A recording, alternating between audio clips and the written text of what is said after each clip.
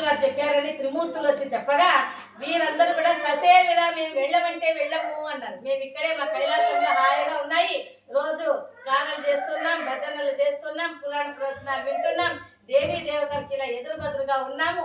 మేము భూలోకంలో వెళ్తే ఏదో ఇలాగ ఫోటోలు మాత్రమే మేము చూడాలి, కనుక మేము ఇక్కడే ఉంటాం, మేము రాము అన్నారు అనమాట భూలోకాన్ని. అప్పుడు మళ్ళీ ఆదిశక్తి వారితో, ఓ బిడ్డలారా, మీరు భూలోకానికి వెళ్ళేటప్పుడు మీరందరూ తప్పకుండా వెళ్ళాలి. మీకందరికీ నేను కృషి, గోరక్ష, వాణిజ్యాన్ని నేను ప్రసాదిస్తున్నాను.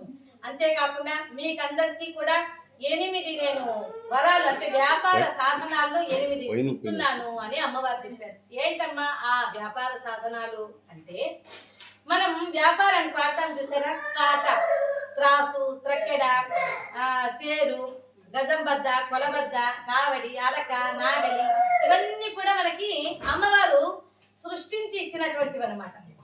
ఎలాగంటే ఇప్పుడు కాట ఉంది చూసారా, దాన్ని ఏం చేస్తాం మనము వ్యాపారానికి ఉపయోగిస్తాం. కాటాలో అంటే ఏం పెట్టి తూంచుతామమ్మా, పెద్ద పెద్ద బస్తాలు ఉంటాయి కదా, ఆ బస్తాలు పెట్టి తూంచేటువంటిదే కాట.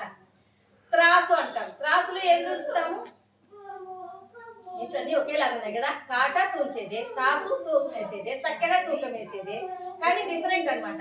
త్రాసులో ఏం తూంచుతాము, బంగారాన్ని తూంచుతాం.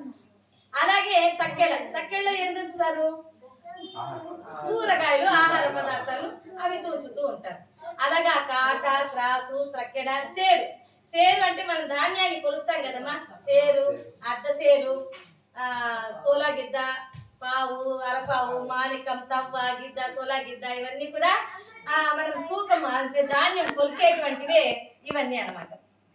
అదే ఆ తర్వాత మనకి గజం బద్ద అంటాం, అంటే కొలత వేస్తాం కదా, దేన్ని కొలత వేస్తాం చెప్పండి, బట్టలు కొలుస్తూ ఉంటారు, దాన్ని గజబద్ద అంటారు. అదే కొలబద్ద అంటాం, కొలబద్ద అంటే దేన్ని కొలుస్తారు,